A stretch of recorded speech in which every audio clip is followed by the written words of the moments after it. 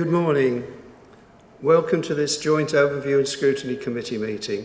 I'm Councillor Keith Wellham and I'm chairing the meeting today, which is a continuation of the meeting which started on the 28th of June 2021. May I first of all remind you of some domestic arrangements. Please ensure that you maintain social distance from all other persons in the chamber and in the social areas. Please ensure that you wear a mask please ensure you wear a mask when moving around the building.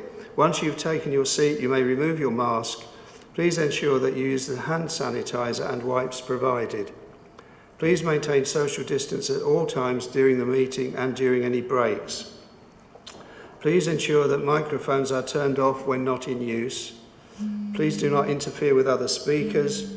If you are attending the meeting to speak and persistently interrupt the meeting, you may be asked to leave. Please ensure that your mobile phones are on silent or switched off. Additionally, we will be using e-voting for this meeting on the modern.gov app. I'd like to remind everyone present that this meeting will be broadcast live to the internet and will be capable of repeated viewing. The whole of the meeting will be filmed, except where there are confidential or exempt items. If you make a representation to this meeting, you will be deemed by the Council to have consented to being filmed.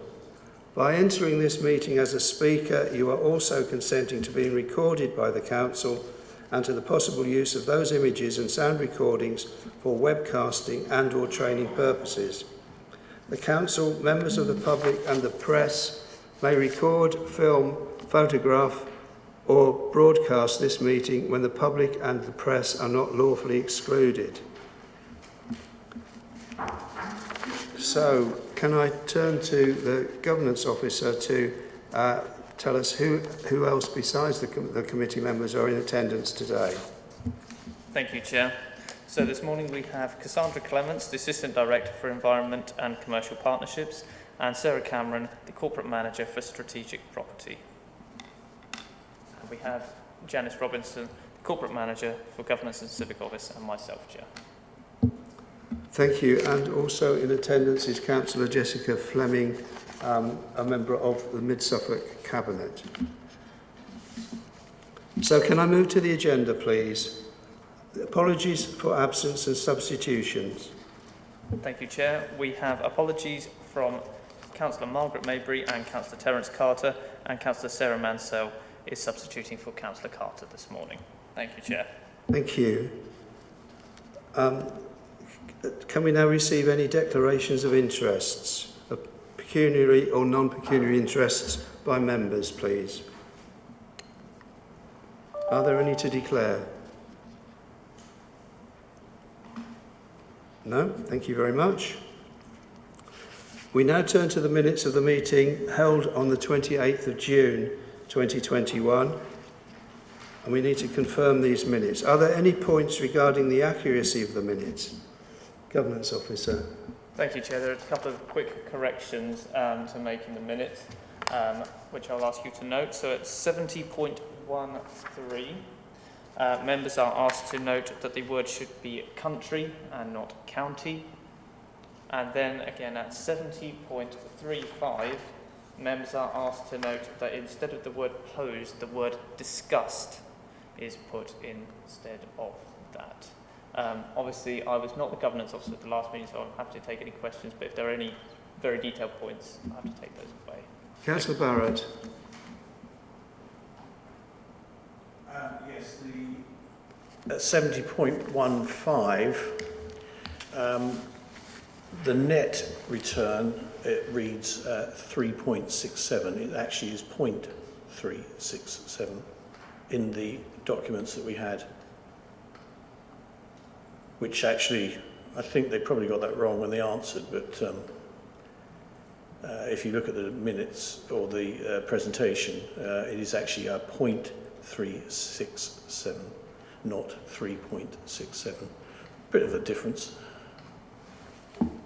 Thank you, Councillor Barrett. I think that the answer that was given was 3.67. So we need to. I don't believe we can alter the minutes if we've accurately recorded the answer that was given, but we do separately need to, perhaps we do separately need to ask the question of the officer. Councillor Grandin. Would it be possible to maybe put in square brackets afterwards what the correct answer should be? Because I think that's going to cause confusion otherwise, if that becomes a record. Yes, Chair, we can put a note into the minutes to say that the figure was incorrect and the correct figure should read. We can do that, that's fine. Thank you very much. So with those two alterations that Robert has suggested, and with Jan's explanation there, are we now happy? Do I have a proposer, please, to accept the minutes? I've got Councillor Muller and a seconder, Councillor Caston. Thank you very much. So we now need to conduct the electronic vote. So it's over to you, Robert. Thank you, Chair. I will just update the vote so that it has the amendments to record, so that the minutes be confirmed and signed as a true record with the amendments as discussed. If that's acceptable to you, Chair. Yeah, we're happy with that. The proposer and the seconder. Thank you. So we'll go to the vote then. Thank you. Fantastic. Thank you, Chair. So if members could please go to the modern.gov app and go to the plus sign in the top right-hand corner of the agenda. There it will bring up the subsection on attendance and voting, and if you click on that, it will show the vote in a light blue colour.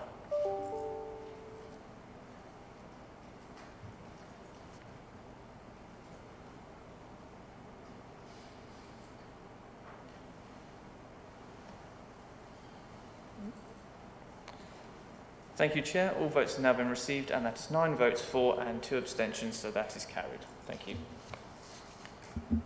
Thank you very much. The minutes of the meeting have been approved, and they will be signed as soon as I can get to signing them. Thank you very much.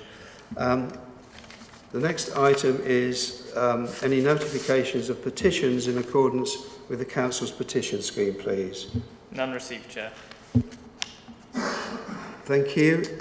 And questions by the public.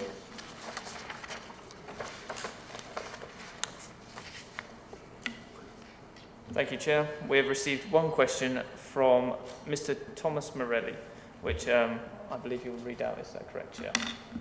Thank you. Yes, I will read out the question from Mr. Morelli and respond to it now.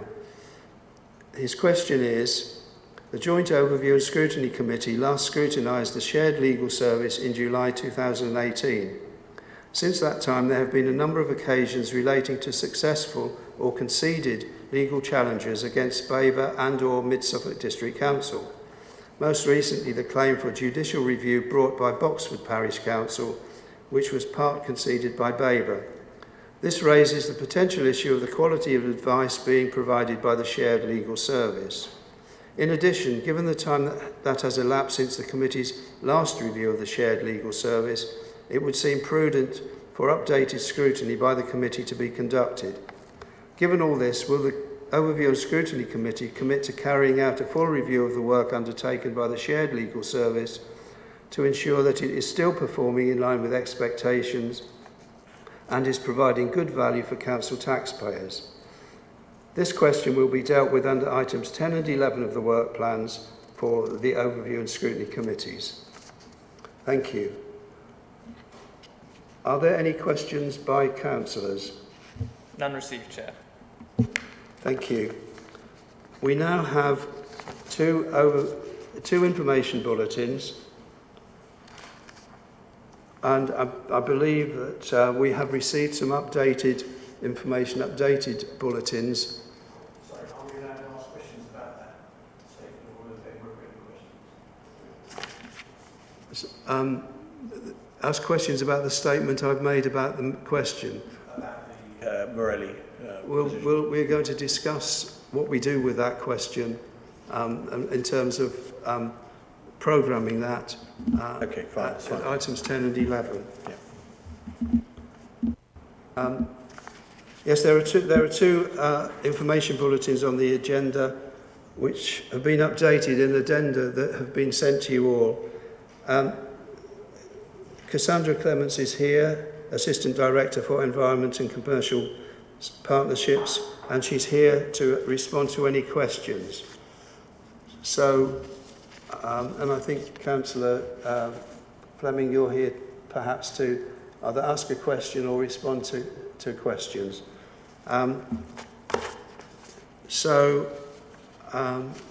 Did you want to give a very brief introduction, or were you happy to go straight into questions? Thank you, Chair. I'll just give an introduction to Sarah Cameron, who's our Corporate Manager for Assets. So, working with Will Birchnell, our Corporate Manager for Public Realm, together the services are looking at the land adoption policy, of which you've got a bulletin for today.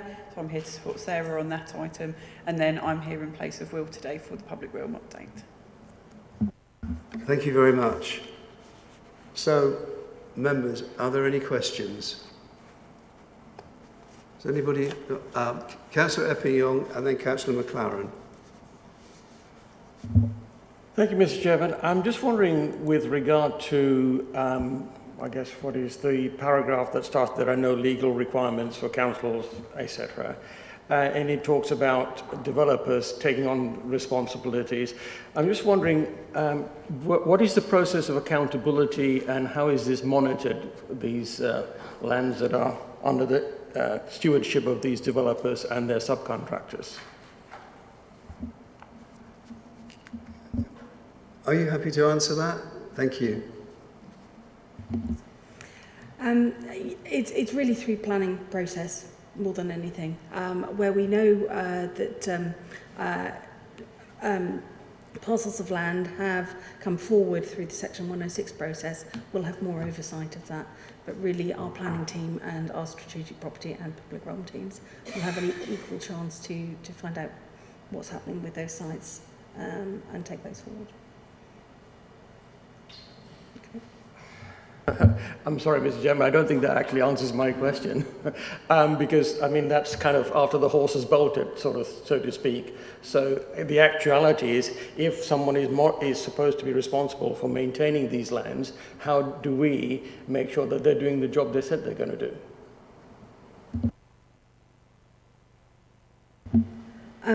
Yes, through planning enforcement, I would suggest, through land use. But the purpose of this briefing note is that we are in the process of doing more work to ensure that we have earlier oversight and earlier involvement so that we can be ahead of the game in terms of what sites are coming forward and what needs to be monitored.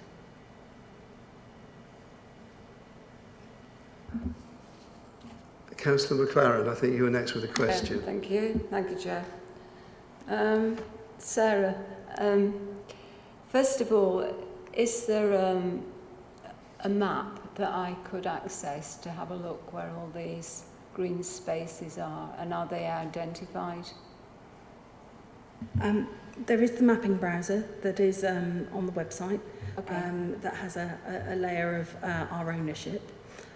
We are in the process of proactive asset review, working off the piece of research that Public Realm had done in 2019 to make sure that we've got accurate data, and we'll be updating that data layer as we progress through that work.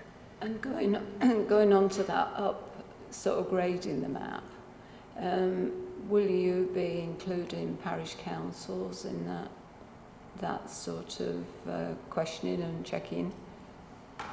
Yes, yeah, they'll be key stakeholders. Because I think we've got a lot of stuff out there that perhaps is not recorded. Thinking about my own ward, so yeah. It would be good to know. Do you expect councillors to participate in that with you? Again, key stakeholders in making sure that we have accurate data moving forward. We've got quite a lengthy programme of asset reviews to go forward so that we can make sure that we've recorded all of our land and property ownership. Okay. Can I just draw your attention to there's a list on the bottom paragraph about roadside verges you've mentioned. I need a bit of clarification as to who is responsible for roadside verges. Mm-hmm. Is that the county council or the district council? I think there'll be a combination depending on where they're sited, and that will come through our our programme of asset review so that we can make sure that we understand those accountabilities. Because that actually can cause a problem. If somebody raises a complaint, it's difficult for the public to understand which authority they're going to make their comments or complaints to. And back to about the planning responsibility, you've mentioned that the planning committee will make the decisions about the green spaces in the development. Are you planning on having any discussion or update with our respective planning committees? Yes, so we will be creating a policy out of the work that we're doing that will include our planners as key stakeholders and co-authors for the policy document coming forward. Thank you, Sarah. Thank you, Chair. Thank you. Thank you. Councillor Mansell. Thank you, Chair. I've got a couple of follow-up questions from the things that other councillors have said. Firstly, the mapping software that you mentioned to Councillor McLaren, can you just confirm that only shows council-owned land, not the other bits of open space that are managed by private management companies?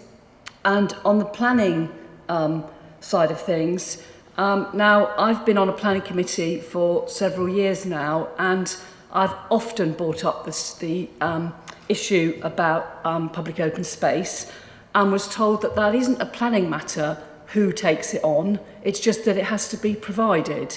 Can you confirm, so how are planning, as opposed to planning enforcement, getting involved in this public open space policy? Thank you. Thank you, Councillor. It's the first question. Yes, the mapping browser confirms council-owned land and property.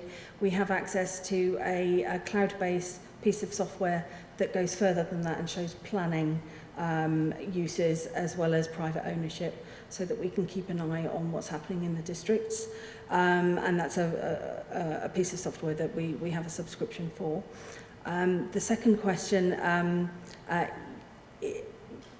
mainly advisory in terms of planning around land use and allocation policy, and informing how sites can be included in the local plans. And our involvement with planning is to get a joined up piece of work done so that we have a policy in place so that we can direct ourselves to greater opportunity in directing the land use of open space. Thank you. Are there any other questions? I've got a couple of... I'll ask my couple of questions first, and then perhaps something else will crop up. One of my concerns about the open space, which comes out under either Section 106 or a planning condition or whatever, is that quite often the management committee, the management arrangement is time limited. So it could be that after, say, 10 or 15 years, there's no longer any arrangement in place. So nobody then looks after the land that has been deemed public open space as a result of a planning decision. So that anything might happen to it. The other query I've got is over highway land. Often highway authorities purchase land for road improvements, and sometimes they don't take that land into the highway, and the frontager might well start to use it. Or when they say they alter a junction, there's bits of land then that just have no use and just are abandoned. So, and the third category is that there are places where there has been a wide verge, houses have been built, and the householders have taken the verge as if it was their front garden. So are you going to look at all of these cases as well? Because you've got a sort of a myriad of different sort of problems to look into if you're going to try to come up with a strategy to deal with all of these. Thank you, Chair. Yes, is the short answer. It will be a process of reviewing the data that was collated for public realm in 2019 and then going forward with our strategic asset review process to check all of our land and property ownership. Through that process, we'll identify what needs to be managed moving forward. Are there any other queries? I've just got a comment on the front page of your information bulletin under amenity green space, where you talk about the land that has not been formally laid out for sport or managed. Well, every piece of land ought to have some sort of management. So I can't imagine that there is any, even if that management is only to cut it for hay once a year, I think that we ought to find out what happens to every piece of public open space, not assume it's completely unmanaged. Although it might be, but if so, we need to find out. Thank you. Are there any other questions about this particular information bulletin? If not, would somebody like to propose that we note this and ask the officers to take account of the comments made? Yes, Councillor Grandin.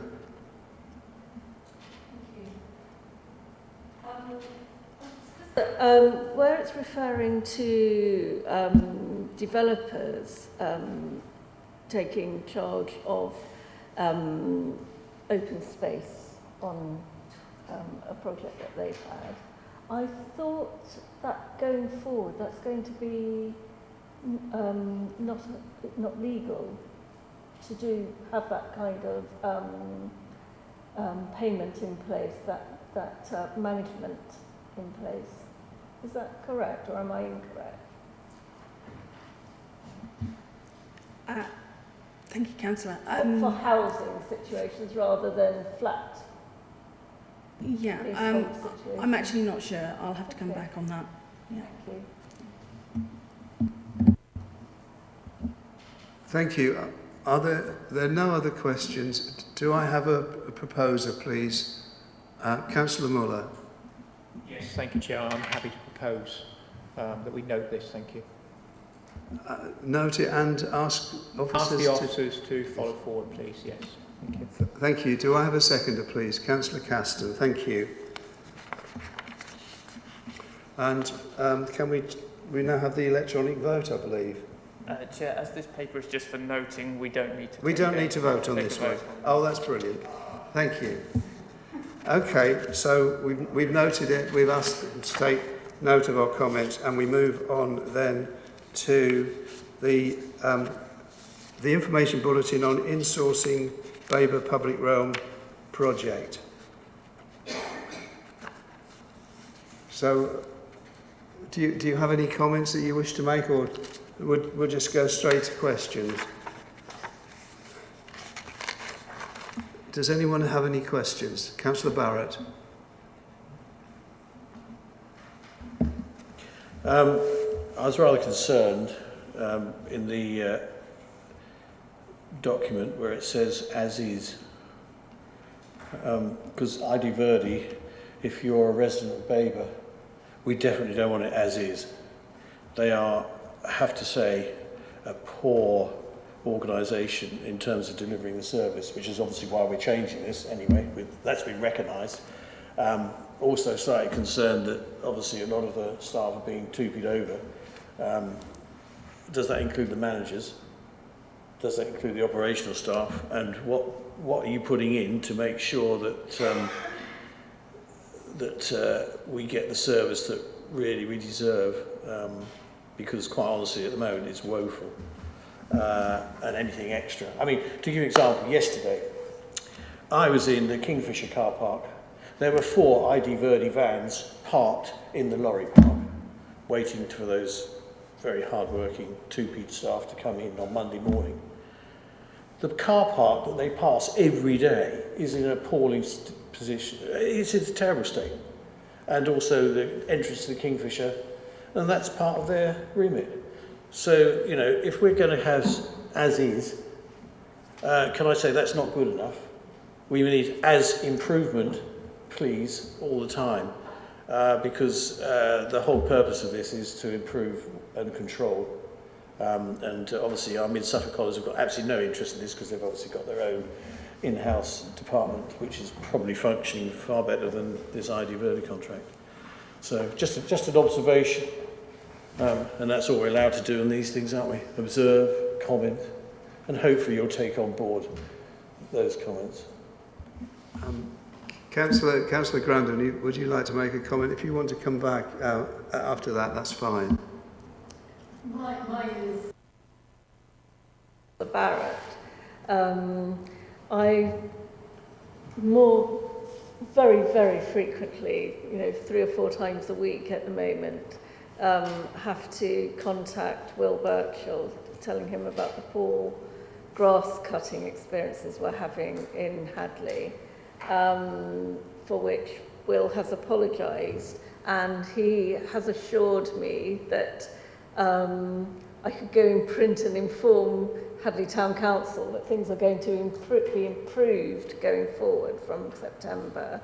I just hope that that's going to be the case, because I found the current situation has got worse over the last 2 years. So I would like to, we have a certain number of cuts, for example.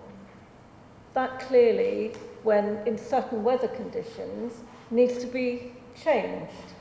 So I hope that going forward, instead of saying we will have this number of cuts and that will be it, that there needs to be some flexibility, and that coming in-house, I think one of the things that we need to put into the in-house contract is that flexibility will happen, so that when we have the perfect growing conditions, as we have currently, we can respond to it. Because if as an in-house team we can't be responsive, then there's no point in coming in-house, because I think that's one of the things we would hope to gain by coming in-house. So I hope that that's going to be proved.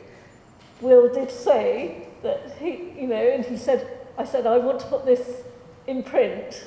And he said, yes, you can hold me to this. So I hope that that is going to be the case going forward, because I think that's really important. I think as ratepayers, the public see 2 big things that they pay for in their council tax. The bins to be done very well, and we have a fantastic bin collection service, but grass cutting. And it's one of those things, both of them are one of those things that you don't notice until they go wrong. And at the moment, it's been going wrong really badly. I agree we've got perfect conditions, but as long as going forward, when we come in-house, flexibility is key, and that we can have an improvement on what we have at the moment, then I think we'll all be satisfied. But I think it always needs to be kind of written into the contract, flexibility. Thank you. Thank you. Would you like to respond to that? And then I've got Councillor Ekping on, and I think Councillor Dawson after that.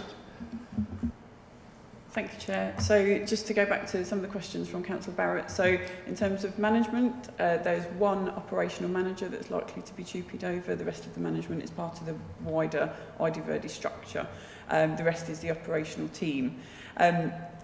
I'll be quite frank, that I agree with Councillor Grandon. It's probably about 2 years that this contract has not been running well. It was coming to the end of the exceptionally long term, it's a 10-year with a 5-year extension, and that's what had been done. And I think we all felt that the motivation of the management of ID Verde was possibly not where it should have been. And so very early in my term here, I started the work to look at what the options are. I completely agree, as is not acceptable now. It's not going to be acceptable going forward. That is simply a term that was used in when we were looking at what could happen, in that we could stay the same and we could stay with a contract. That certainly wasn't my preference, and I don't think that was the preference of ONS or cabinets either. And so we've started the insorting. In terms of the teams, we've met in a group with the team that's due to come over. We say due, we're not going to know exactly until a month before. Unfortunately, with TUPE, you don't get told until a month beforehand. And we're about to start our one-to-one conversations in August with the staff, so we'll get more of a feeling. But equally, it's a feeling of whether they're coming over to us or not, but it's equally an opportunity for us to say what it's going to be like here, what the culture's like, what the work ethic's like. And the good news is that the Mid-Suffolk model is what they're going to be learning from. I very much hope, and I think it's been said before, but the Mid-Suffolk councillors are happy with their in-source team, and this is going to be a merged team like the rest of the council. And so part of the work when they do come over is that kind of cultural change to get them working with the teams, working across the borders so they can understand how we do it. So I absolutely expect to see a standard change straight away. I'm sure there will be some bumps with insourcing a team, you know, that's always going to happen. But 100% flexibility is probably the biggest benefit that you get from insourcing the team. You know, I mean, it's just nonsense to say on Tuesday we cut the grass at 9 o'clock if it doesn't need cutting or it needed cutting on Monday. It's just nonsense. So, you know, when there is an issue, if, as we've had perfect growing conditions, we've had great rain and then we've had gorgeous sunshine. If you need to go out and mow, that's where you send your staff. If you need to go and do a mass litter pick, that's where you send your staff. If there's damages and repairs to a playground, that's where you send your staff. You know, that's the kind of response that we're going to be able to achieve in Babergh like we've achieved in Mid-Suffolk. And of course, with the two teams available, if something happened in one district, we've got twice the manpower almost to deal with it. We haven't touched wood with or odd stuff. We've never come across an issue that where we've had to have that many people, but that will be the flexibility that both councils will benefit from. Thank you very much. Councillor Eckpingham. Thank you, Mr. Chairman. Actually, Councillor Barrett did raise an interesting point as a part of his commentary, and in essence, I think the Assistant Director has answered it to a greater extent, because I would be concerned that in the merging of the two teams that we didn't dilute the standard of services that were being provided, and I would hope that there's going to be sufficient room and time for training of the transferred staff or any new staff to make sure that we maintain our high standards, and indeed that goes across the piece, not only the operatives but also with the management. So I'm very pleased to get the response of the Assistant Director in that regard. Thank you. Councillor Dawson. Yes, I'm just sort of slightly bit of a loss at this because we're meant to be scrutinising it, and what I sort of fail to understand is why looking at this, a lot of the information is relevant, but the most pertinent doesn't seem to be here in that. I mean, I'm sort of wondering why there's not a spreadsheet with all the works that need to be done, the cost, and then a comparative analysis by year, because what we're looking at here, there's quite a lot about the staff, the processes, etc. But there's nothing here that tells me what the annual budget is. It said they've got 715,000, but that's for vehicles. No idea what the whole budget is for public realm. So I'm not quite sure how we can scrutinise this, knowing what the works are and how much the budget is, and comparing it year on year. I don't know if you want to answer that, but to a degree, this is a step on from when we actually scrutinised the options. So we had that information when we scrutinised the options. The decision has been taken, and this is an information bulletin to tell us what has been done since we made the recommendation to Cabinet and Cabinet made their decision. So we don't want to go back to where we were then. Here, really. Councillor Dawson, you had something else to say? Sorry, yes, I just find it odd that the most important information isn't on here to make some sort of analysis, really. But my understanding is we're not supposed to be analysing the difference between the options. No, but this doesn't one of really... which is... Sorry, excuse me, I'm asking the question here, not you, if you don't mind me. What I'm trying to get at here is if you're drilling this down, the information is not here. And I don't know what you think, but I know what I'm thinking looking at this.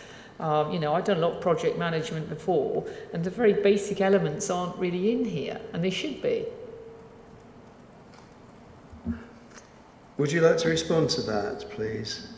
Sure, thank you, Councillor Dawson. So this was purely an update, given the risk involved, I guess, and some experiences of insourcing teams before, that I was asked to come back and give regular updates to ONS. So it wasn't necessarily to scrutinise, but more for reassurance that each step of the way we're checking that we are against plan.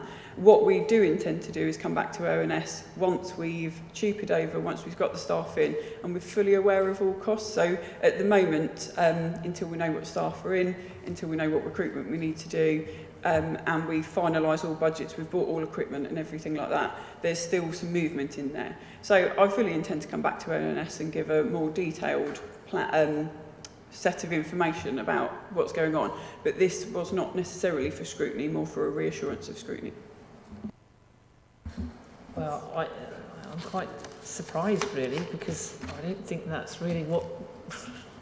Well, no, that's not really what we're meant to be doing here. We need the information. That's what we're scrutinising is.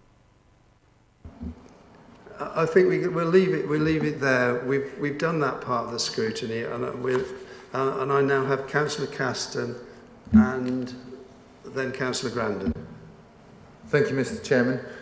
How are we dealing with procurement and buying in line with the Joint Council's objectives in reducing carbon and environmental the environmental work that's going on?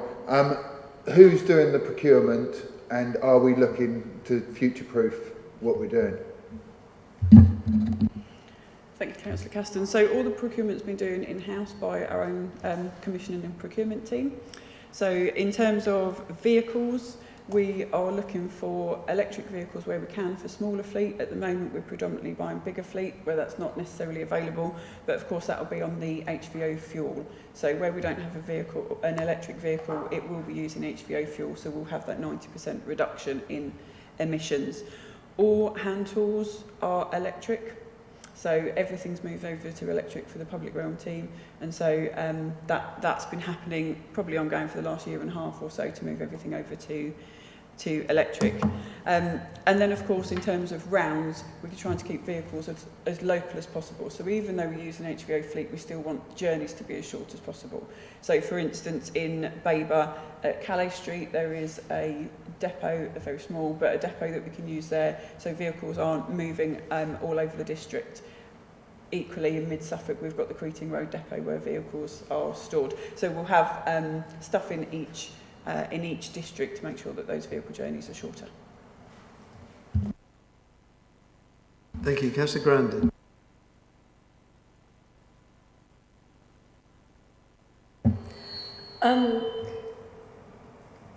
If the TUPE will come into effect in a couple of months, could we be in a situation where a large number of IVERDI staff decide not to move across, and then will we then have a deficit of staff?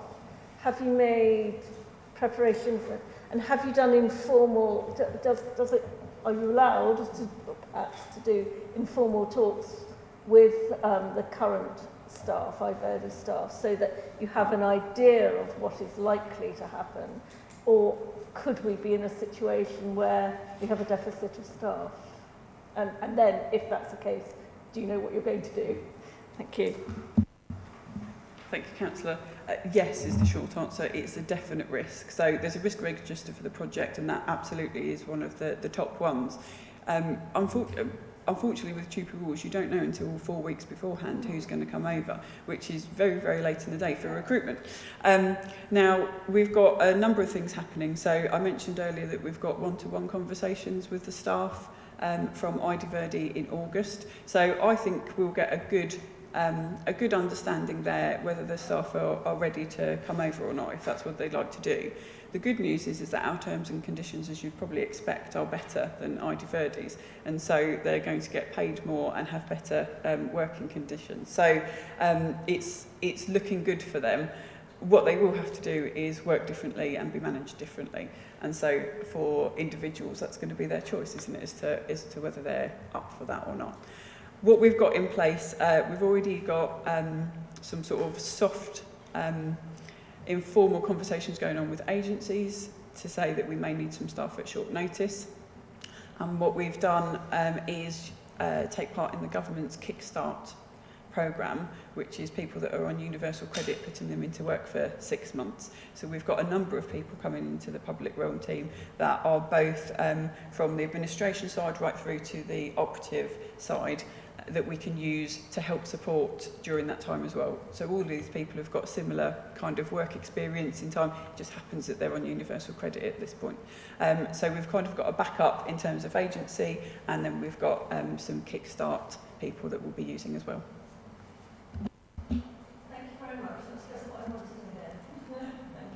Thank you. Councillor Scarve. Thank you, Chair. I mean, I think it's pretty obvious if you're a member of ID Verdi, you would want to transfer to the new organisation because your terms and conditions are far superior to those at ID Verdi. I mean, it's a bit of a no-brainer, really, isn't it? One of the things I would suggest, though, is because all staff have the right to transfer under 2P, you might get staff that need significant re-education in terms of standards of required now or once they've transferred, as opposed to what they're delivering now. Now, obviously, it's not a problem for Mid-Suffolk because we're not transferring over the team into Mid-Suffolk, but for Babergh members, I think what they want to seek reassurance on is that the standards will go up, not down. For Mid-Suffolk members, we want to ensure that we continue to get the same standard, and in fact, I would go further and say, actually, we want to get an even better standard, because in towns like Stowmarket, where we have public realm cut the grass, depending on the length of the grass, depends how much grass is left actually on the grass and how much is on the road or the pavement. This leads to problems with curbs being full of grass and weeds, most particularly relevant where there are areas where we cut, the area then next to the curb is twice as bad as anywhere else in the street where there's no grass next door. So that we would like to see an improvement in service as well. It's not just about an improvement in Babergh, it's about an improvement across the entire operation. And if you've got the organisational structure right, and you've got the team leadership right in terms of direction, that should then flow down to all of the operatives within the service, and they should all have a pride in delivering a service for both Babergh and Mid-Suffolk. Thank you. Are there any other comments? Any other questions? No. If that's the case, then we will note this information bulletin.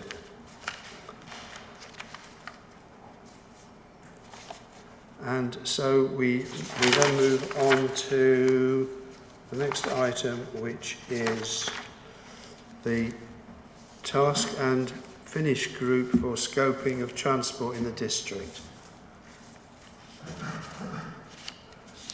So what we're looking at here is whether or not to set up a task and finish group to look at scoping, not to be the task and finish group to carry out a full review, but to scope a potential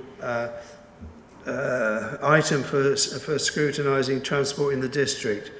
And this might, if it's agreed, this might be a small number of people from this joint committee with co-opted officers also joining in.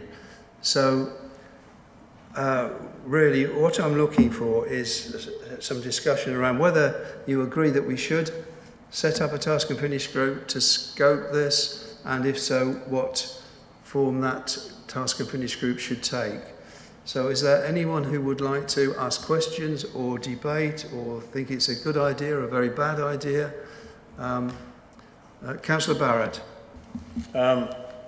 I can't see the point of having a task and finish group for this on this committee. I mean, it seems like just a creation of paperwork scheme, although we're obviously not paper, creation of screen time. What are we going to achieve? What are the goals that you want to actually aim to? What are the end goals of a task and finish group to look at the transport, bearing in mind that we're not responsible for transport? I mean, if we were the county council, I might agree with it, but we're not. Well, the reason for this coming forward is that transport is delivered in rural districts by a whole different, many different groups, not just by the county council, but by volunteer groups and many others. And what we've found is that there are some gaps where there is absolutely no transport available at all. And so the idea was across the two districts to look at what is provided, where there are problems, where there's good service, where there's no service at all, bring the information together and come up with recommendations for improving the situation in places where there is poor or no service at all. And the reason for the suggestion that we set up a task and finish group is this is potentially quite a wide area to look at, and the idea of the task and finish group was to look at what can be achieved, what the aims and objects would be, where the information would come from, what the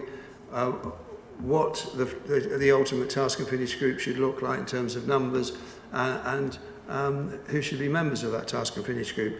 So it was a case of, rather than we spend potentially a lot of time looking at what that scope should be, that we just ask 2 or 3 people, or 2 or 4 people, or 6 or whatever, to look at whether there is something there that is worth scoping. That was the purpose of it. Councillor Mansell. Please excuse my ignorance. You may have partially answered my question, because in your initial words, you talked about scoping, and I'm not entirely sure exactly what you meant by scoping.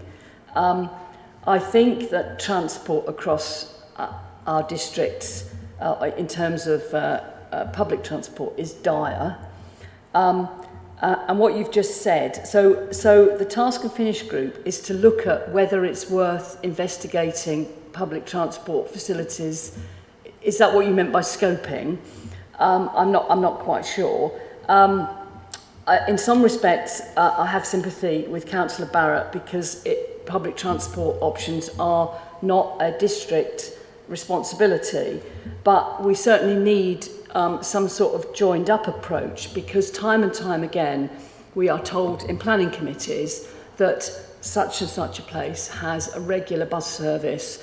And regular to me just means it happens at the same time every week. A regular bus service could be once a week on a Wednesday.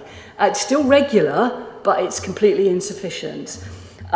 Sorry, perhaps I need a little bit more guidance as to what you exactly meant by scoping. And if this task and finish group decides that it is a worthwhile project to pursue, what would be the next step in that process?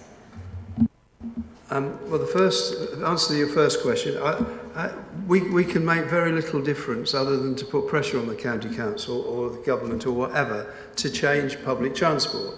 But it's not just public transport in terms of buses and trains that are the problem.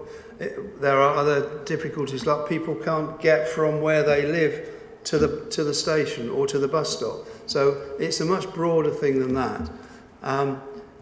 And I mean, members might feel it is so broad that we shouldn't even think about it. But my own feeling is that somebody needs to do something. It's not just about buses. It's not just about trains. And I think it's worthwhile looking at whether or not we can make a difference. If you feel it's not worth the task and finish group even looking at it, well, that's fine. It will go no further.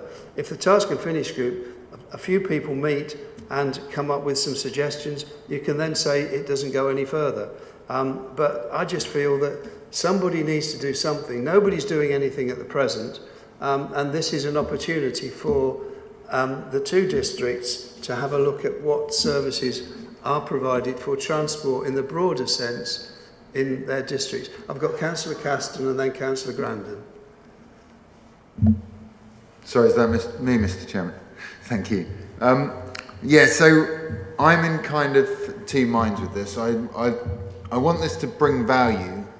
I don't want to go through a huge exercise and then we lobby county council and nothing happens, because I think that's a waste of everyone's time. But there are definitely things that we can bring value to. I think the task and finish group, we definitely need them. This is way too big just to take to a meeting or do any other way. We need to, it needs to be scoped properly. But for instance, we had a development control committee meeting where a warehouse was being built, and as part of the matters on that development, an electric bus was brought in to pick up people that work there. There are other things this council can do besides send letters, angrier and angrier letters to the county council saying there's not enough provision. If I went to my parish councils and said that I said this was a bad idea to look into rural transport, I think they would be very disappointed in me and they'd think that I wasn't really doing my job on scrutiny properly. But at the same time, I think we've just got to be very careful that we don't put a huge amount of energy into trying to make county do what we want them to do. When they're in control, they're dealing with things in their way, and they don't really need us telling them what to do any more than we need them telling us how to empty bins or anything like that. Yes, I would agree with that, yeah. I mean, public transport provided by or as monitored by the county council may change, and we need to know what changes may be on the horizon, but that's not something we go into influence or be in a position to change ourselves. But there are other aspects to it, as you've said, Councillor Caston. Councillor Grandin.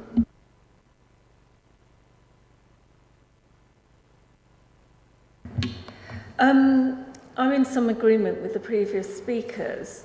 I wonder whether it's worth putting in a whole lot of effort in time and resources by ourselves if we're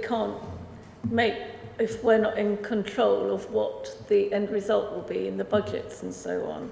But what I wondered is, I think there's an opportunity perhaps to scale it up and to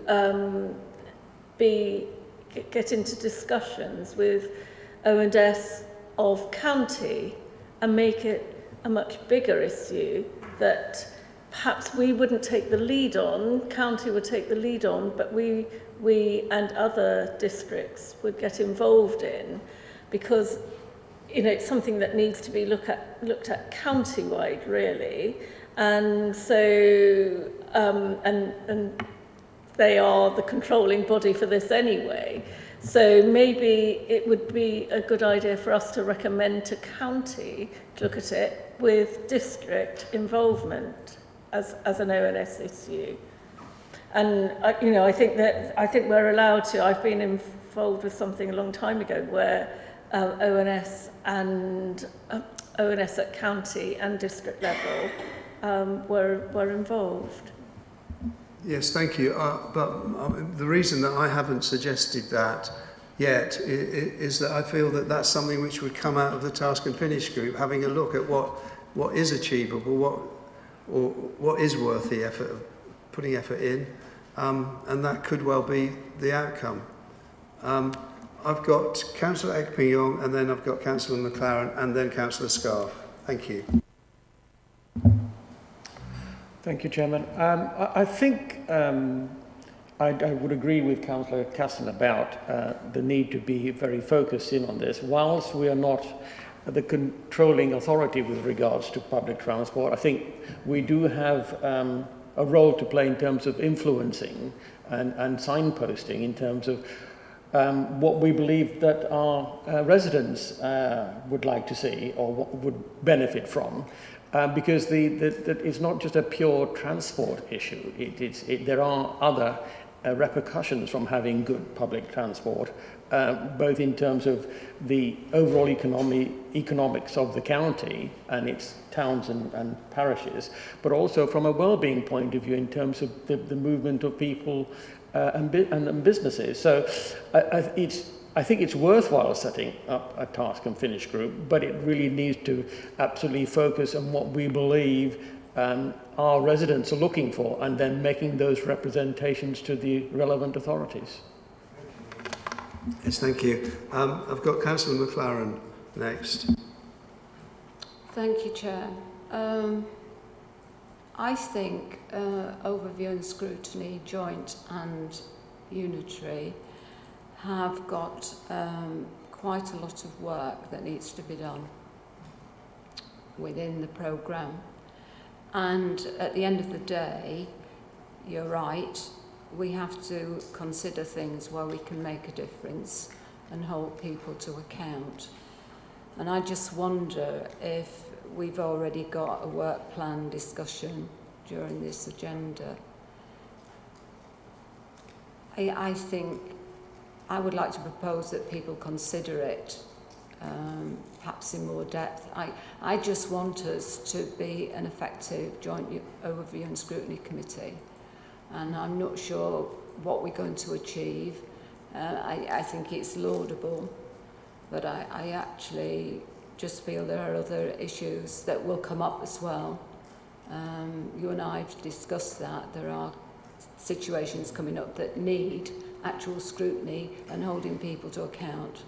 And I just whether we ought to defer it to a later date and get members to make comment.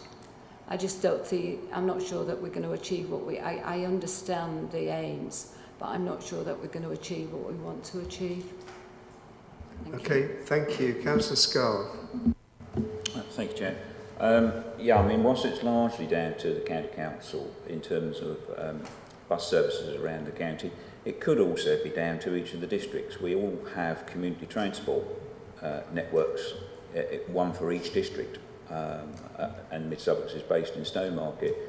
If the District Council felt it was a high enough priority and identified a number of routes where they felt support was necessary, there is absolutely no reason why the District Council, given the financial resources, could not direct the community transport services in their own area to say, well, look, we would like you to offer a service. When you run this service, we'll provide the bus. How much is it going to cost, etc. So we're not entirely powerless in terms of helping our local residents.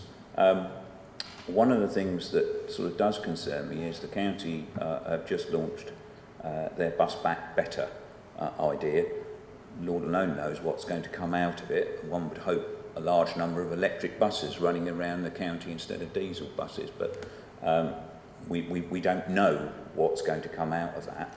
So surely if we had a look at transport provision within our own districts, that could feed into the Bus Back Better idea that the County Council is going. So there's just an idea there. If we felt as a scrutiny committee that at this stage it wasn't worthy of consideration, perhaps the least we could do, as we're only 12 members out of the entire 2 districts, is actually put it to other members of the council, because I'm sure there'll be other members of the council who would particularly like to have a go at this topic.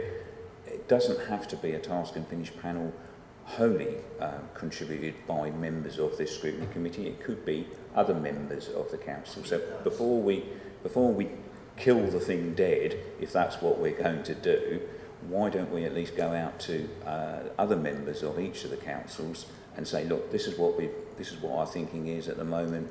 We're concerned. You know, is it going to be a goer?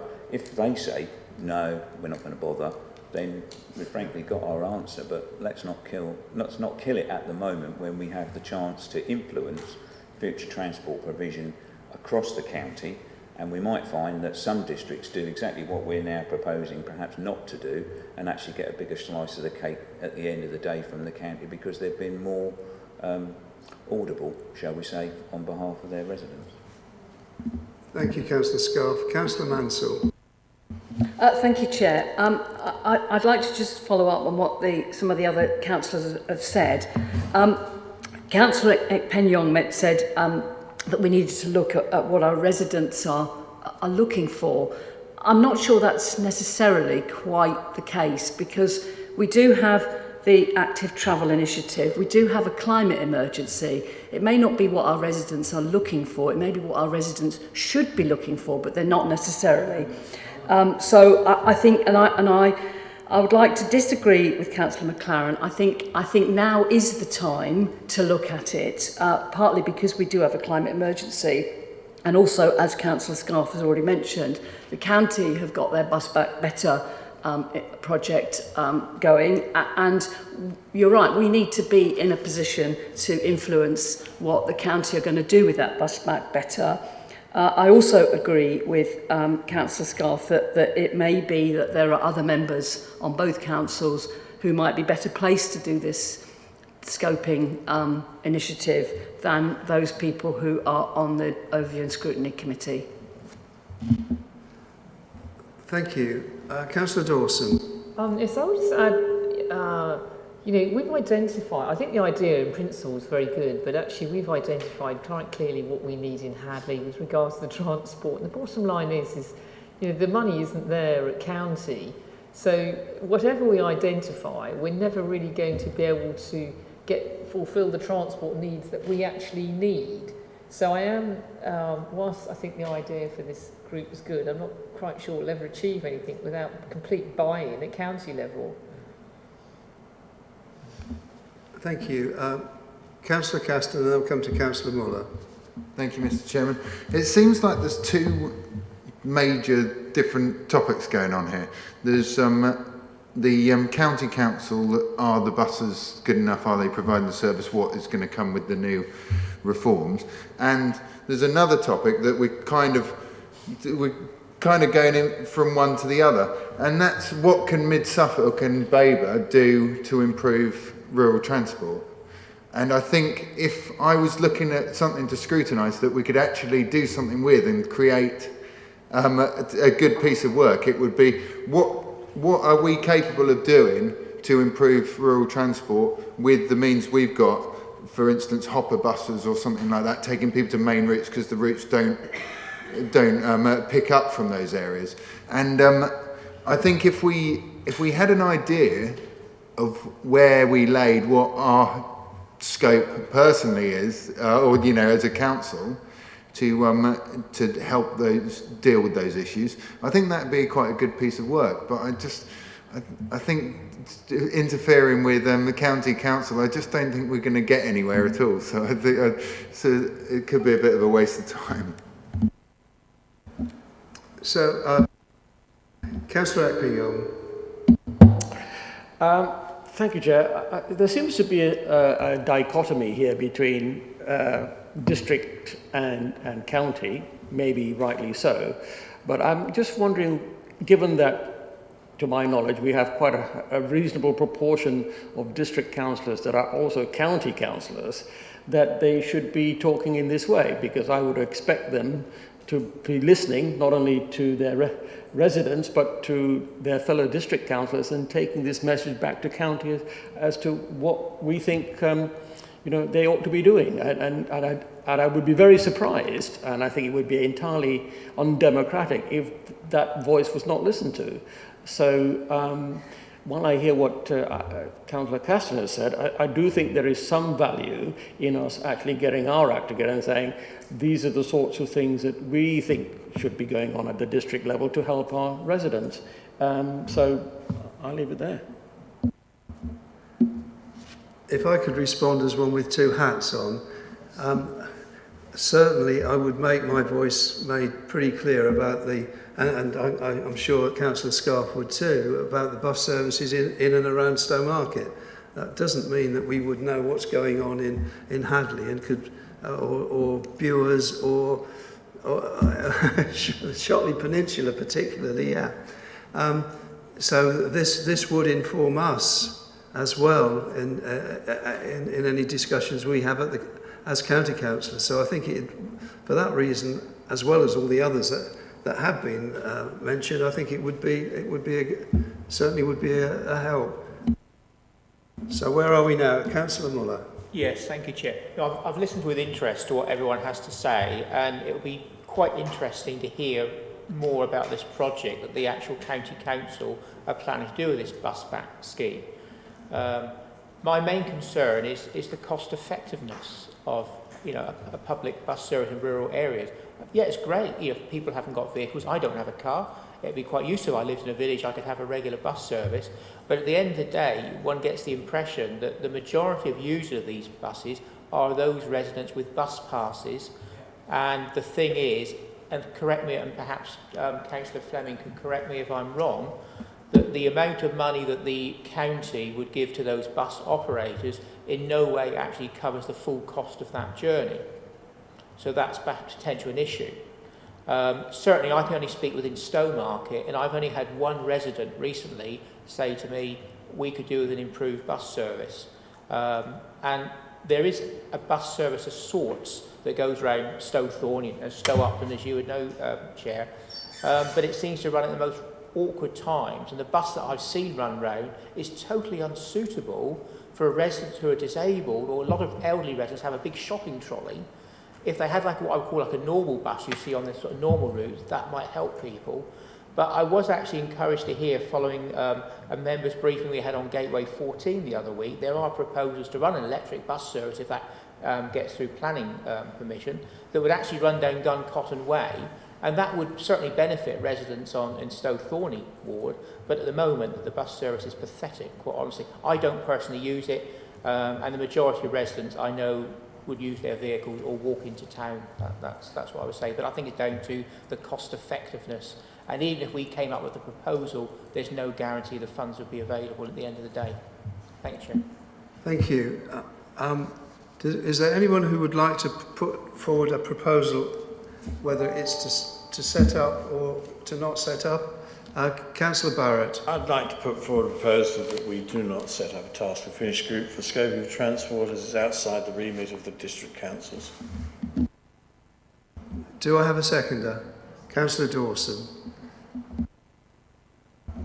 Well, I think what we need to do now is to use the electronic voting to see whether that particular proposal will be approved.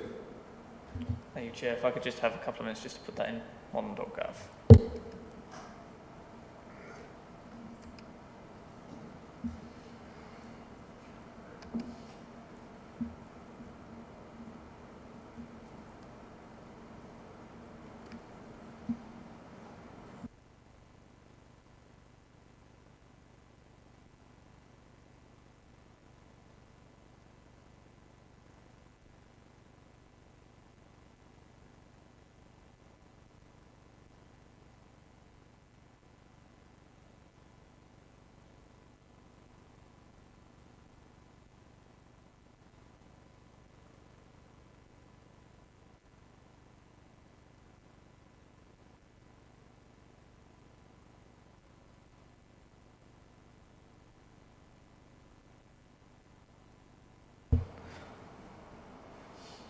Thank you, Chair. So the vote the vote wording, just to confirm, is that the Joint Overview and Scrutiny Committee does not create a task and finish group for the scoping of transport in the districts, as it is outside the district's remit. Is that acceptable to the proposer and seconder?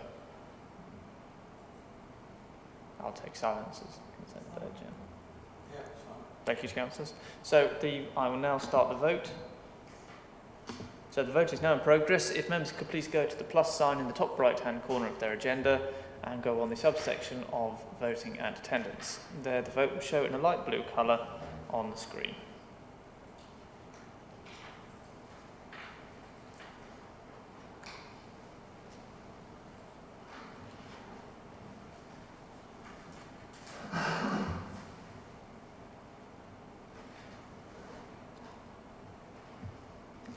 Thank you, Chair. All votes have now been received, so that is 5 votes for and 6 against, so the motion is lost. Thank you. Councillor Mansell and then Councillor Scarf, please. Well, in that case, I'll make a proposal that we do create a task and finish group for the scoping of transport across the districts. Thank you, and Councillor Scarf. I'd be very happy to second that, Chair. Could I ask the Governance Officer to set that up as an e-voting thing, please.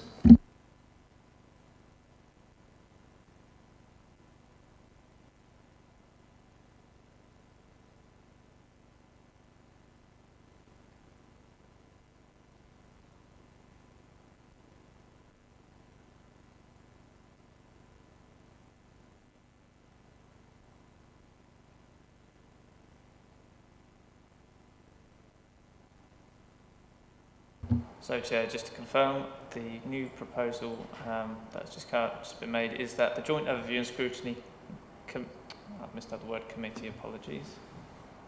Let's just edit that in.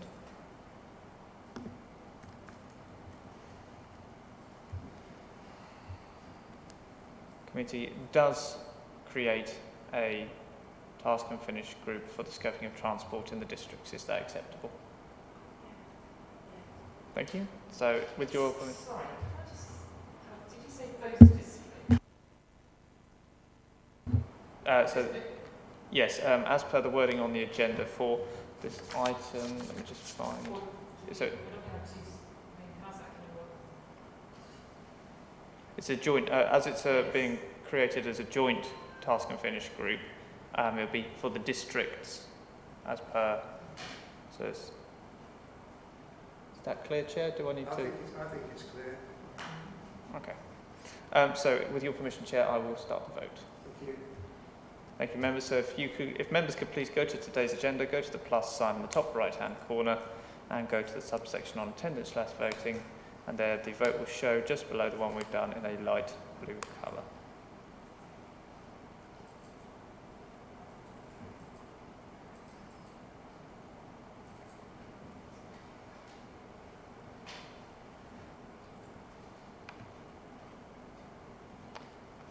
Thank you, Chair. All votes have now been received, and that is 7 votes for and 4 against, so the motion is carried. Thank you very much. Do we want to leave until we have our later session to decide who volunteers for that group, or do you want to debate it now? Shall we? The proposer and the seconder, are you happy that Councillor Scarl?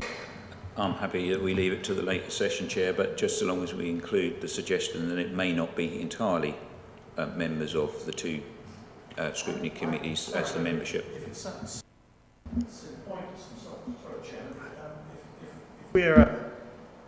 from this committee, it should go to this committee. I think that's the way it works. Otherwise, we can't ask other committee and other members to come into our decision-making process. Otherwise, it defeats the object of having this committee in the first place, which I have to say I would agree with anyway. Thank you, Councillor Barrett. Councillor Mansell and then Councillor Scarl. I'm sorry. I'd like to disagree with Councillor Barrett about the membership of a task and finish group, just because it's been proposed by the Overview and Scrutiny Committee. I can't see any reason why other members cannot be co-opted or appointed onto that group to report back to Overview and Scrutiny for them to then make a recommendation. Yes, please. Thank you, Chair. Just to clarify, so Overview and Scrutiny can invite people to be in their task and finish group. They can co-opt them in. The other alternative is to invite them along as key witnesses. So if they're relevant to the discussion and you want to include certain people at certain times at that particular meeting of the task and finish group, you can invite who you want along, and they can come along and add to that meeting at that point. Councillor Scarl. Thank you, Chair. Thank you for that clarification. I think either option is a possibility, frankly. I think to preclude other members of both councils who may have more of an interest in this subject or may be able to make more of a contribution would be totally and utterly ridiculous. So we've agreed to set up a task and finish panel. If members who don't agree with that, then that's fine too. But democracy is that that's what we have agreed. So whether we discuss it now or whether we discuss it later in the agenda, I think the option of other members of both authorities having the ability to feed into the process, whether they're co-opted members or whether they're expert witnesses, is neither here nor there. I think the ability to have them feed into the process is the important thing. Yeah, I've got Councillor Dawson. You switched your microphone on. Did Sorry, you wish to speak something? Just very quickly, I would just comment. It sounds to me like all these people who just voted for this don't actually want to sit on it, which is a bit, you know, we are asking for this. And I'm sure our other members, you know, I think you've all voted you want this, so you should be sort of involved with it, would be my... Thank you for that. Councillor Scarr. If I've given the impression that I don't want to sit on the committee, then I do apologise, because that is not the point, and it's not what I said, actually. I just wanted to be able to use the expertise of other members of both districts to feed into this process. I'm quite happy to serve on a task and finish panel. I did not say at any stage that I was not willing to. I just wanted to be able to make it something where all members of both authorities could feed into the process. Let's face it, we're two rural districts, and we have an awful lot of rural members. I'm an urban member, but we still have problems, as Councillor Muller has said, in Stowmarket with bus services around the town. I just wanted to make it as wide a possible feed-in process, that the more people you involve in the task and scoping, hopefully you get it right. Chair, I think possibly with the review that you're suggesting, your best way forward would be to appoint expert witnesses at the time, because it's likely that this will evolve, and if you co-opt, you're then stuck with those co-optees for the length of the review, where I think it's more pertinent to invite the people along as you require them to come along to that, you know, each individual meeting with their expertise for that particular point. So with that in mind, thank you for that, Jan, that's really helpful. With that in mind, would members be content if the two chairs sat on this task and finish group and co-opted other members, other elected members onto that group, and then invited expert witnesses, and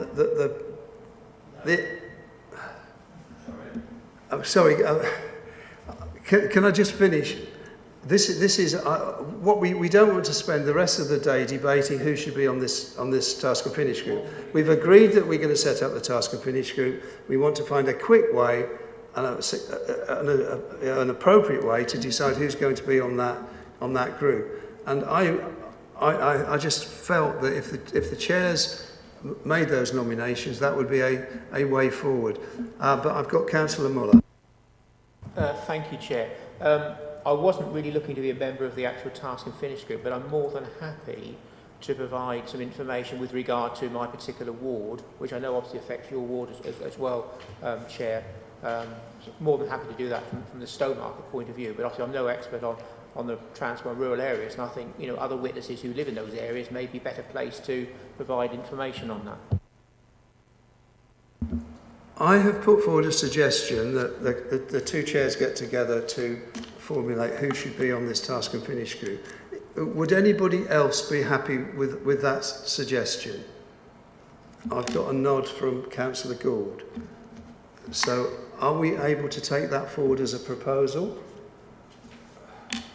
You'll have a chance to speak in a minute.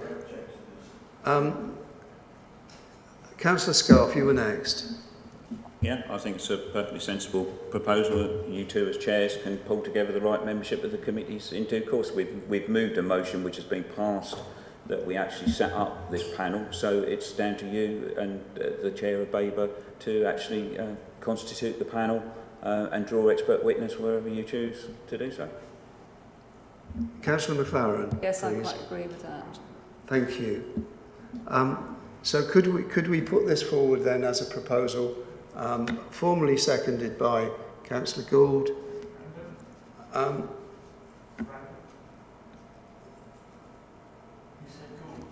It was Councillor Gould at the back who was nodding her head. Oh, yes. Sorry, I was nodding. Okay, my apologies. So if we could then take that to the electronic voting, then we'll see where we go from there. Thank you, Chair. Just to confirm, so just to clarify, so I've got that the chairs of the BDC and MSDC overview and scrutiny committees. So there's two separate points, so it's clear who the because with as it's joint, it's co-chairs. And just for the next bit, two what is the next part of the wording that we would want there, just to be 100% clear? So is it to co-opt members onto co-op? Chair, I don't think we want to get into co-opt. We want to just formulate a task and finish group. Oh, yeah.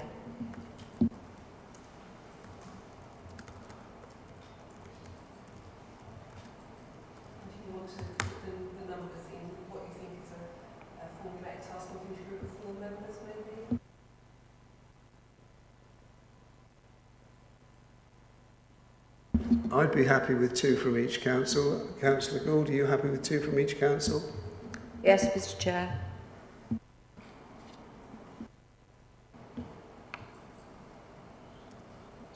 So I add to formulate the task and finish group with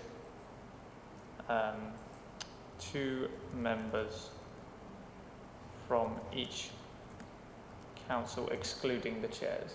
Is that clear?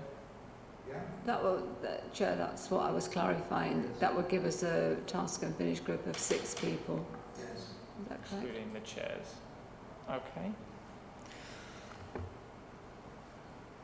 So the full proposal reads that the chairs of BDC and MSDC overview and scrutiny committees to formulate the task and finish group with 2 members from each council, excluding the chairs.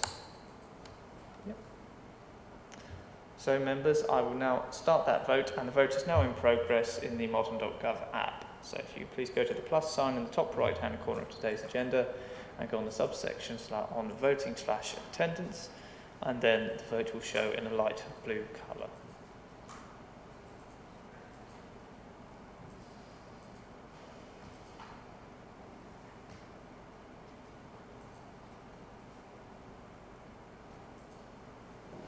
Thank you, Chair. All votes have now been received, and that is 10 votes for and 1 against. Thank you. Thank you.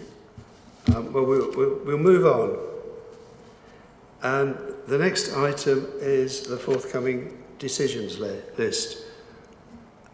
Those who've had a chance to have a look at the forthcoming decisions list, is there anybody who would like to bring anything forward from that forthcoming decisions list as an item for the work plans? If so, we'll take that as at the next item. But the forthcoming decisions list is just for noting. So moving on to item 10, 10 and 11, which we'll look at in parallel.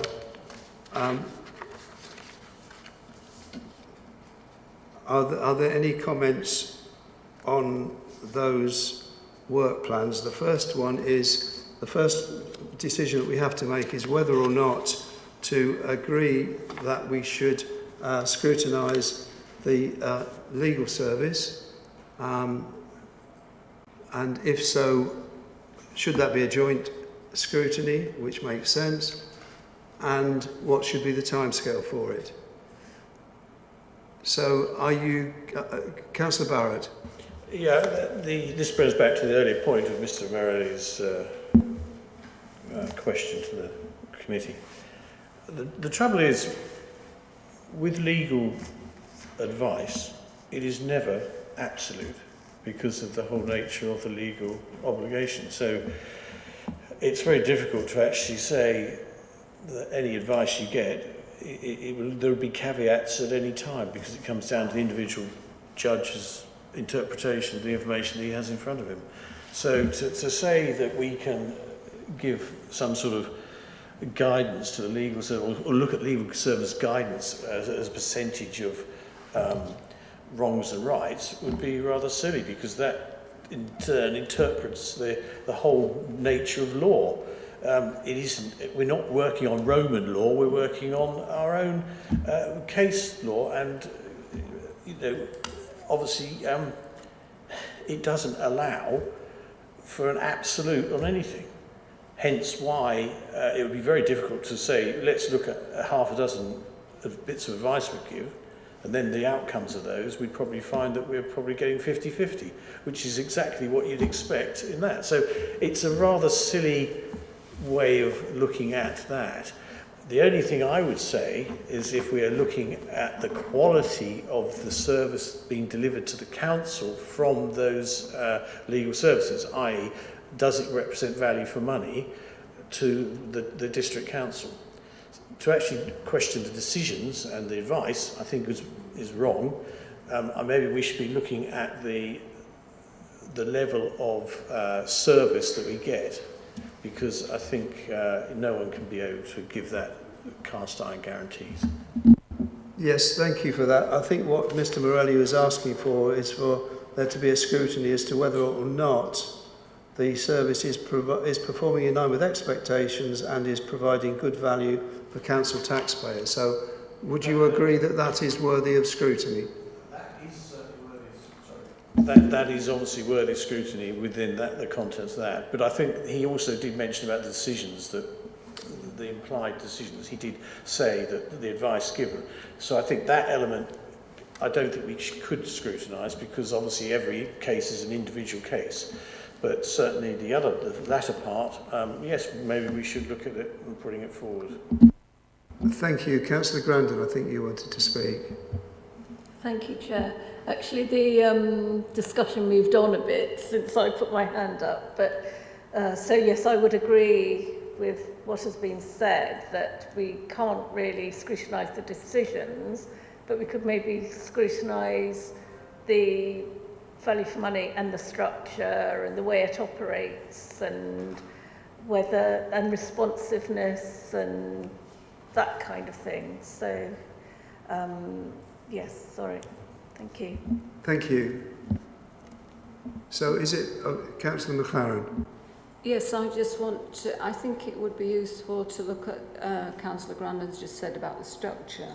I think for many of us, we actually not familiar with how the whole process is undertaken. I was quite surprised when I learned that it's in different compartments, isn't it? It's not one service. So I think that's worth, I think it's also worth identifying that that the public often mistake decisions and feel that reflects the competence or not of the advice given. And of course, actually in the one of the situations identified by the question, you know, the person who asked the question, in fact, that was a lack of understanding of actually the decision that was taken, which was not as I think the questioner assumed. So I think it would be helpful to look at the value for money especially. Thank you. So could I suggest then that we've got a gap on we've got a gap in December, and in October and November we only have one item, so we could do two items in either October or November, or we could do that item in December. I would have thought that 2 or 3 months, 3 months probably would be appropriate for us to set a scope, talk with the legal service and with Emily about what we could scrutinise, and then to come back with, for them to come back with a report in November or December.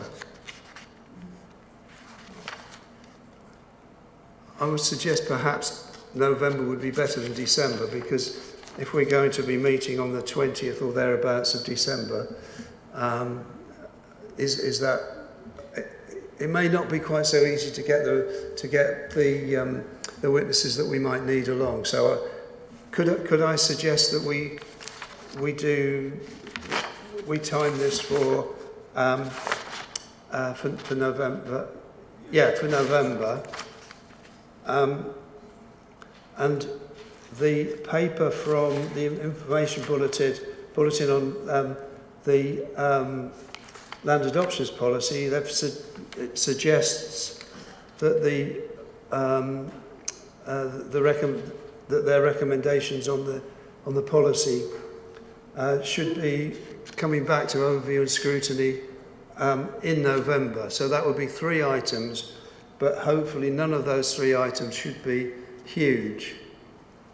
So can we provisionally put the land adoptions and the legal service in for joint scrutiny in November.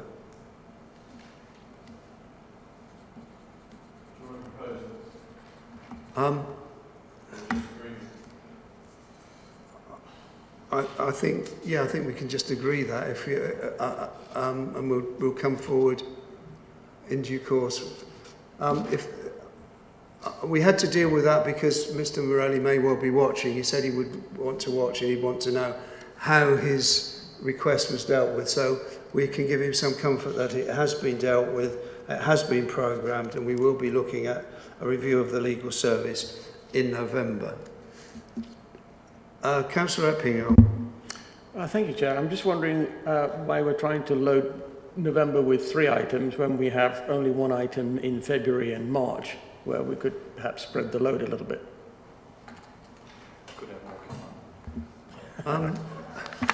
Yeah, I mean, you're right. In March, the Crime and Disorder panel meeting is a lengthy meeting.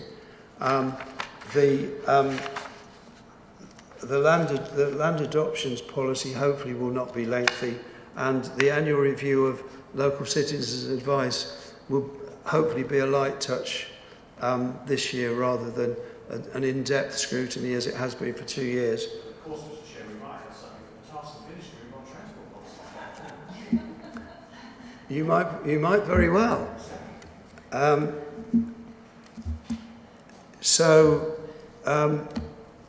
I'll go to Councillor Mansell and then we'll see if we can tie up where we want to programme these. I do hope I'm not putting a spanner in the works, but can I just question the timing of your crime and disorder panel meeting? Because as a member of the West Suffolk, the Community Safety Partnership, the timing of Mid Suffolk and Babergh's scrutiny review of the work of the Community Safety Partnership does not tie in with the other members of the Community Safety Partnership's timing of a review. And I think it puts more work on the officers because they prepare a meeting for the county and for West Suffolk at a different time than they prepare a report for Mid Suffolk and Babergh. So I'm not normally on scrutiny, and I thought, seeing as you're discussing the March meeting, I just thought it might be an appropriate time to bring that up and whether that could actually be looked at with the relevant managers at Mid Suffolk. Yes, thank you. That is helpful. Yeah, we'll do that. Yeah. Thank you, Chair. Just to say that there's been an email this morning that I've just picked up, and that we're being asked to do a joint scrutiny, and this will be Babergh members only, with Suffolk County Council on Stella Maris, which is a house down Hadley Road where there's been problems, and they're asking if we can add that to the work plan in the winter months, so that we can do a joint scrutiny with Suffolk County Council on that. So that's for Babergh members to approve that. Well, as a Mid Suffolk member, I'd be quite happy for that to be put on the agenda for December. But Councillor McLaren. Can I just, Janet, what month are they suggesting? They just said winter months. I'm sorry. I've been actually asking for this. Yeah. I understand. I realise it doesn't affect Mid Suffolk, but I think it was an important report. And I think it needed some sort of discussion by Babergh Review and Scrutiny Committee, so I welcome that. Can we put it in the work programme but leave it flexibly so that we can agree the date with county and come back to members? Yeah, that's fine. Are there any other comments on the work plan? If Councillor Caston. Thank you, Mr. Chairman. I did wonder a few years back, I don't know how many members were on scrutiny back then, we looked into the online complaint service that was being overhauled, and we looked at the different ways that complaints were going to be handled to bring down the times between replies and complaints were dealt with. Yeah. I think I'm talking maybe 3 years ago or something like that. But I did wonder if in the future maybe revisiting that and just seeing how that's going since it was overhauled would be worth putting on the plan. Would that be really an information bulletin in the first instance? Because if there's nothing that we want to comment on adversely or will get scrutinised further, then it can just be an information bulletin. Would you be happy with that, or do you want an in-depth report? I think I think an information bulletin would be great. I'd quite like to see the what the Times are doing with handling complaints, how many complaints, and how quickly those complaints are getting triaged compared with before. But that might not because you've got to pick a date, and it's very difficult to pick a date and say that's exactly what was happening at that time. But now, yeah, it would be, I think, an information bulletin that had information on how long complaints are taking and how we're dealing with them and how many complaints we're having, and those kind of bits of information would be useful. Thank you. Sorry, just to point out, obviously, with regards to Councillor Carson's point, in August we do have the customer service update. Is that something that could be brought up at the same time? I don't obviously know from officers, but obviously if it's the same area, would it be appropriate to do it at the same time to look at that? We'd need to discuss, I think, with officers, if I confirm with Jan, just to see if that's available in the first instance. But it would mean that we do customer services all together, if that would. There is an advantage, you know. I'm just thinking that we're approaching the holiday season. To necessarily drop this onto an officer may not be appropriate. But if we could ask Rob to have a word to see whether it would be possible for August, if not for as soon as possible. Are there any Councillor Ekman-Young and then Councillor McLaren? Thank you, Mr. Chairman. I note that we have in May 2022 a review of the Overview and Scrutiny Committee work and so on. And we had a discussion at the previous meeting and before about what happens to the recommendations that we make and actually how well they've been carried through. And I'd like to see this particular meeting actually consider that because we've never done that, at least not in my experience. Thank you, Councillor Ekman. I think that was intended to be part of the review of the cabinets and council in October of 2021. So if we can incorporate that. I'm sorry, Chair, I think they're two quite different things. Chair, we can bring that back in May when we do the review of the scrutiny. I think it would be useful to see how many recommendations you've made, actually where they've gone and what's happened since would be quite a good way to finish with your annual report as well. So the timing for that would be really good. Excellent. Yeah, I'm happy for that. Just also to come back on the complaints issue, I do know that we are recruiting for a new complaints officer, and that person's not due to start until August. So we might need to ask that report to be pushed back until that person is in post. Thank you.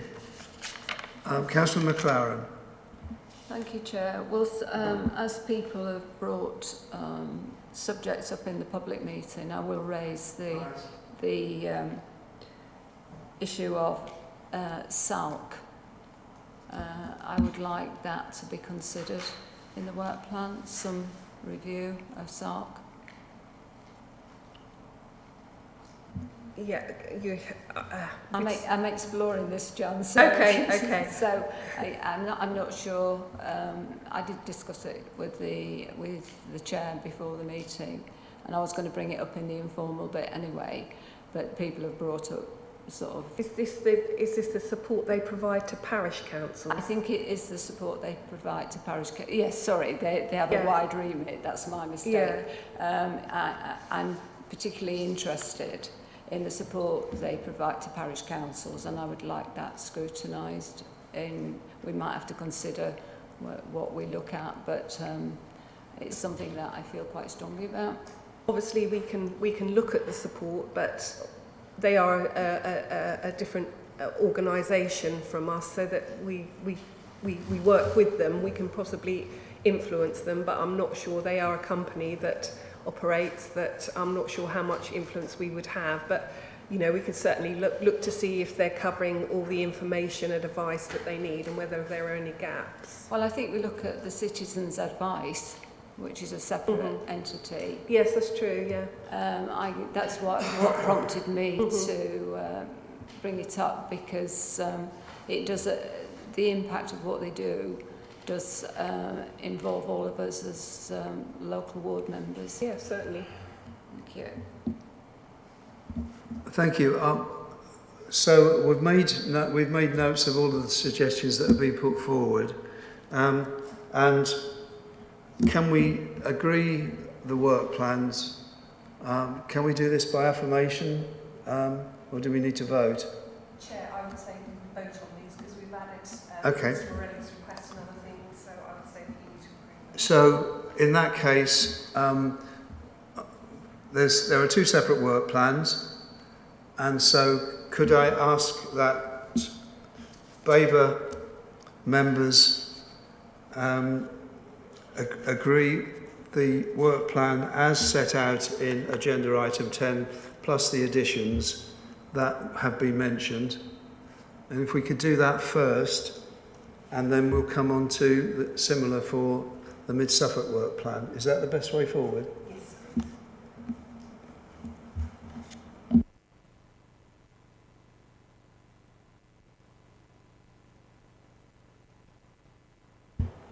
For the Babergh overview and scrutiny work plan, the wording will be that the work plan be agreed with the additions made at the meeting.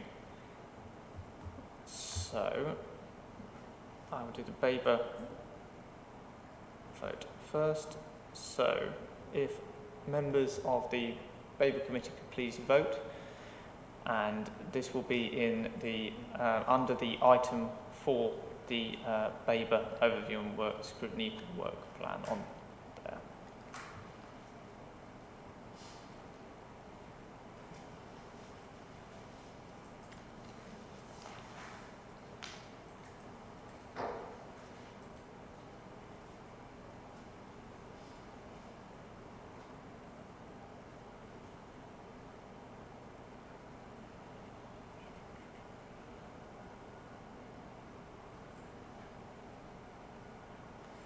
Just wait for one more vote, Chair.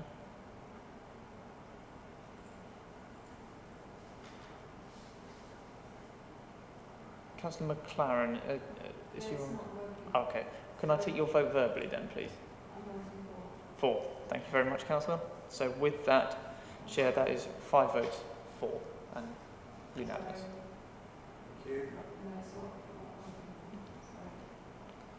So I will now conduct the same for the Mid Suffolk plan.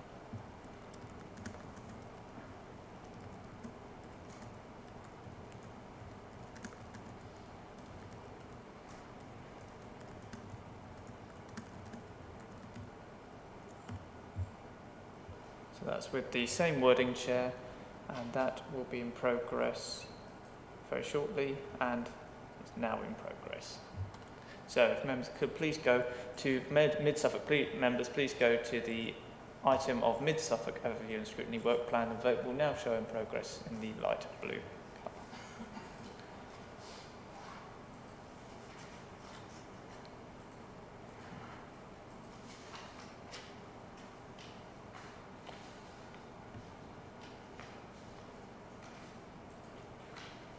Oh, what's happened here?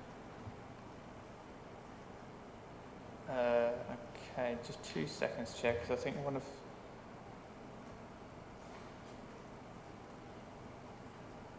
Yeah, so it's 6 votes for, because Councillor Dawson voted in that one, so that will show up, so I will have to take that again, I'm afraid, just because that was for them.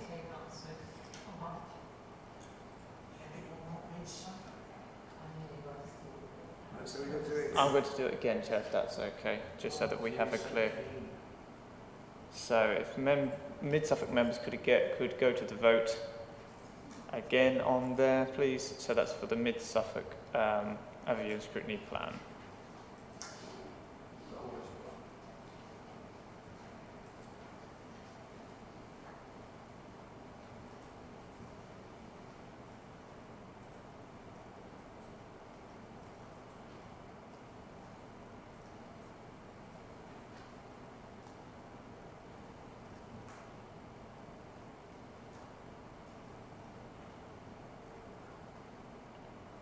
Thank you, Chair. All votes have now been received and that is unanimous. Thank you very much. Right, that concludes this meeting. The next joint overview and scrutiny committee meeting will be on Monday, the 23rd of August at 9:30 a.m. So thank you all for attending. Thank you to the officers as well. And now can we just wait while we go?